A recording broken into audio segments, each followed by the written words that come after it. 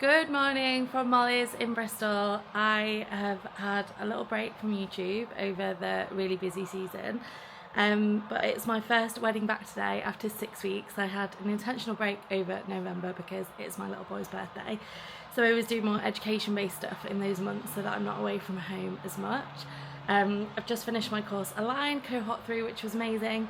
Anyway, that's not why I'm here. Today I am doing a wedding at Kin House in Chippenham. Stayed in Bristol because it's so much cheaper, even though it's only 25-30 minutes away. And today it's a really wet one, like a really wet one. So I thought it would be a really good opportunity to talk about how I prep for wet weddings, how I do wet weddings, and just other things to consider when shooting winter weddings, because they are so different. I'm just about to head down for breakfast with my second shooter, and I'm going to try and take you along with bits of me through the day, and then just show pictures and explain why I've done the way that I have, basically. So today I'm going to be focusing on considerations basically that I make when shooting winter weddings. I'm going to show some of the photos from the day and just general bits that I think you might find helpful. Yeah, come along to a cute Kin House wedding with me. So miserable. It's because you're such a baddie. So we're laughing because I never straighten my hair, and Jabez is like, you look so different. But my hair's normally out here, so we're going to do a before and after. This is me now. And then let's see how big my hair gets after being outside in the rain all day. We've come for breakfast, nice and early. It's absolutely chucking it down. Got a brolly, and look, there he is. The second shooter that does the most. Oh my god. Right, so just had a really quick meeting, mainly to have breakfast, and we are gonna have our meeting about the wedding on the way, when we're at the wedding. Get all our kit out, talk about what we're going to do. But yeah, just recharging. Jabez, say hi. Hi. Jabez has had a really stressful experience because they delivered his toast without any butter on, and then the eggs were just on the side. So he's just had to get the eggs. Make my breakfast, basically. Get the eggs and try not to rupture them as he put them on the toast. It's been quite a traumatic morning, but it's going to turn around. The reason why we didn't stay in Chippenham was because there was no hotels with EV charging. Here I was able to charge my car last night, which is really good. No, don't say that. We've got 4 bottles of Prosecco. We've got Red Bull. We've got snacks, healthy and fun. It's raining so much. Healthy and not so fun, but Biscoff. These are for Jabez, who turns into a demon when he doesn't have any food. Top tip, feed your second shooters. She's learnt the hard way.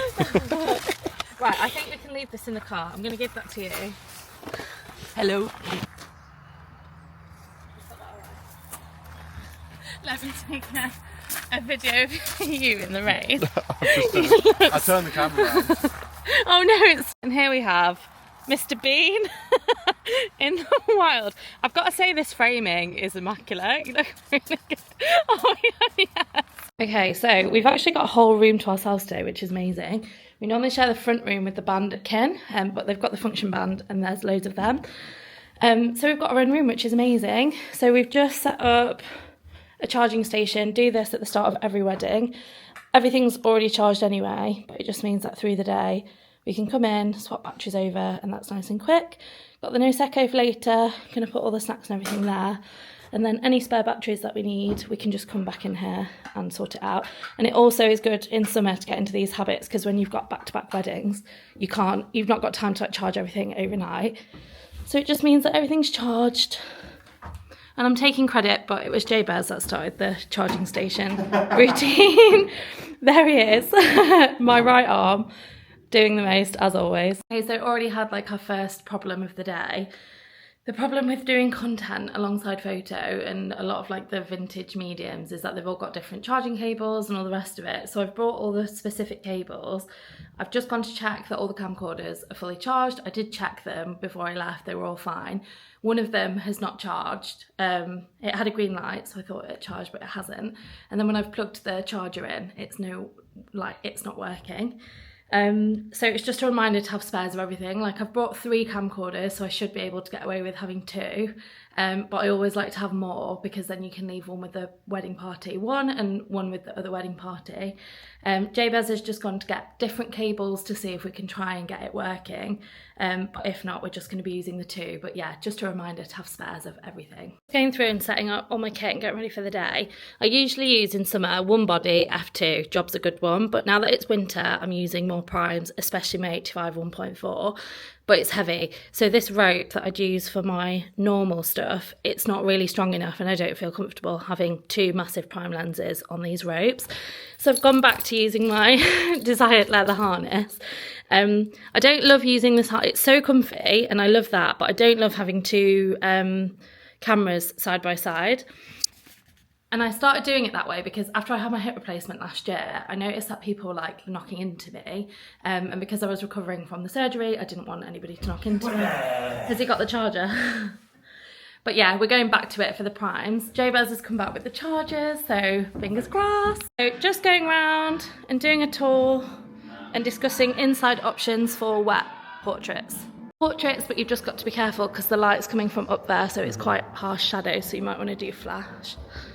So talking about the ambient light and like how you can see on my face as I'm walking through how like much the light changes from room to room and how the white balance is just all over the place. So we're probably going to have to do a lot of flat. You can like literally see on my face how unflattering it can be from one second to the next. Turn off the lights. Turn off the lights. So we're going to turn off the lights as much as we can. But like in spaces like this where they're everywhere, we can't necessarily do that. So flash is going to be our best friend. So we've just seen the dinner space where they're going to have dinner.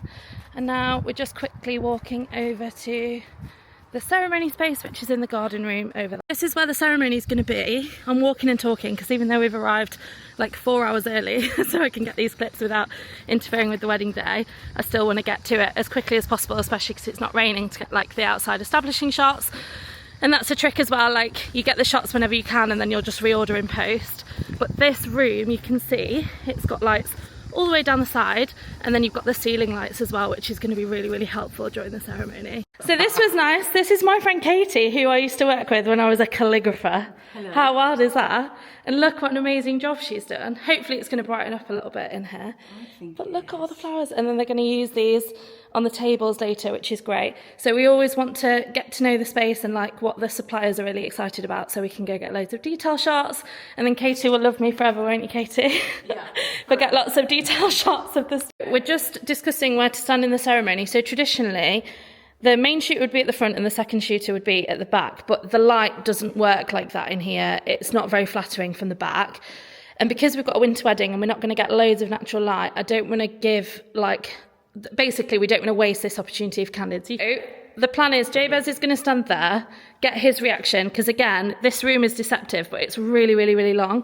So we don't want to miss his reaction if there's people like sticking out phones and stuff like that. And then I'm probably going to be on this side. And then at some point, maybe when there's a reading, one of us will go down to the middle and get those shots up. But for the bulk of the ceremony, we won't be wasting the opportunity to get those natural light candidates, just because it's winter and there's not going to be loads of chances to do that. Hello. So we started shooting details. When I got in here, the room was absolutely covered in stuff. So got the bridesmaids, whilst I was doing establishing shots of the venue, to put everything in the bathroom so that everything was out of sight, because the bride's going to get ready over there and here. And because we've got the window, we want anything that's in this area to be completely clear, so any candids and stuff, it just minimises editing in post, and it just means that we can be a bit freer.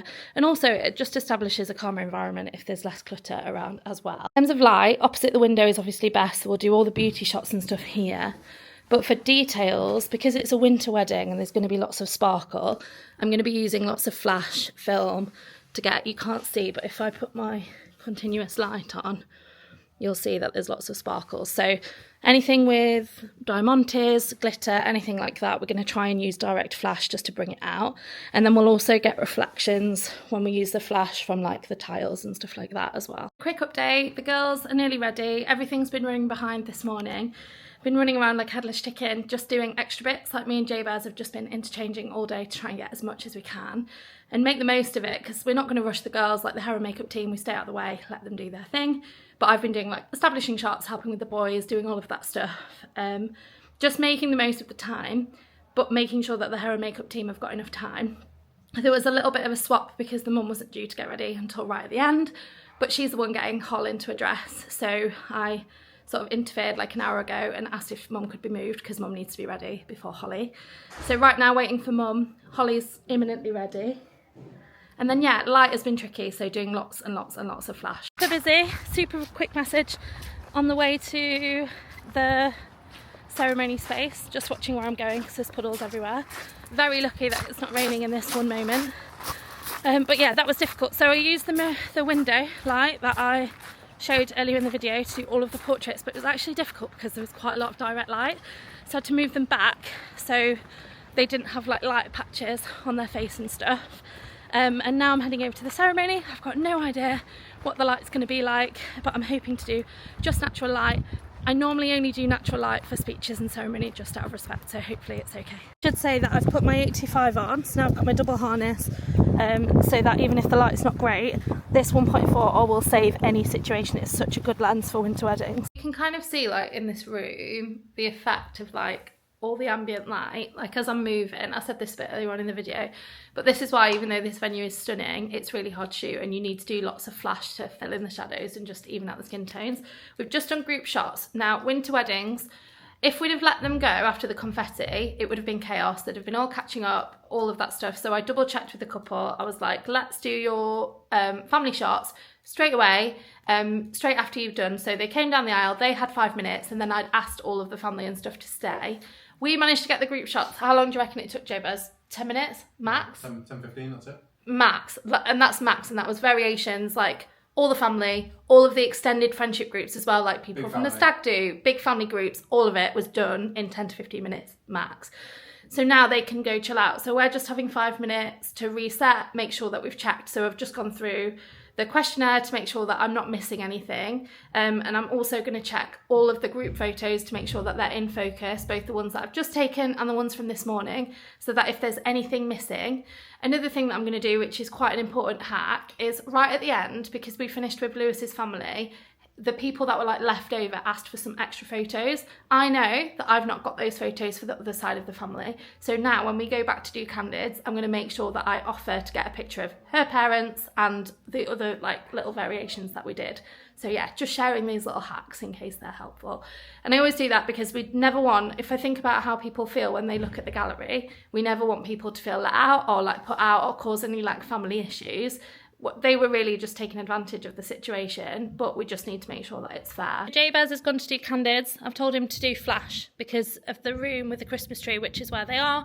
We know that the light is coming from the top, so it's going to give people awful shadows on their faces. So I only want flash. And then it's dry at the moment, and we've only got like 2 gaps today. The rest of the day it's raining. So I'm really going to quickly get the drone back, and then I'll reorganise that in post. So using the dry spot to get the drone up, but just a thing. So you shouldn't really land or take off from gravel or uneven ground. These tables are massive, so I'm just going to take off and land from there just to protect the drone. So Jabez is just going around straightening all the chairs. We've got these podiums because the amazing function band are here. So all these uplighters, we're going to get them turned off for the detail shots. But then these podiums I'll just edit out. But like, look at this table.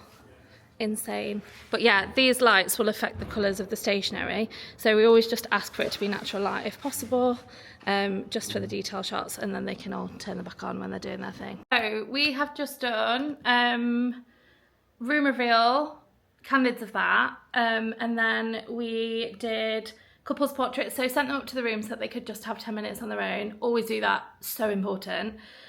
And then we literally just did a couple of walking shots from the room down to the Christmas tree because they'd requested a Christmas tree photo, and then she wanted one on the bar, so we did that, but that was the only posed photos that we did. Everything else was just candids walking. Massive like focus for me is just on candids. Like we'll do a couple of posed photos, but they were just not into it, so just reading the room and doing more natural stuff. And then the light was really hard, so I've just shot direct flash for their entrance. But it's really difficult because you've got hands up, so there's loads of shadows and stuff. So I've been doing more this year, like handheld flash, so I can stick my flash through people's hands. But I still try to do like the aisles rather than through people, because if you're shooting through people, you just end up with loads of shadows. And I've learnt like over the years, it's just impossible to edit and make it look good. So yeah, we're just prepping now. At this point, if the speeches were first, I'd stay on 2 bodies until after the speeches, and do 85 for speeches, because I never want to flash in the speeches. If I can help it, I just think it's better to be ambient and respectful and not detract from the speeches. But because the speeches are in between courses, we're going to keep the 2 bodies going for now, so that I can do respectful candids with that. And it's just really important that my second shooter does the same thing, so that it's not really jarring going through the gallery. So he's going to shoot on a 50, I'm going to shoot on my 85. And then after that, after the speeches, I'll go off and just do my F2 or my 35, depending on how my wrists are doing, because this is heavy, with off-camera flash for the first dance and the rest of the party.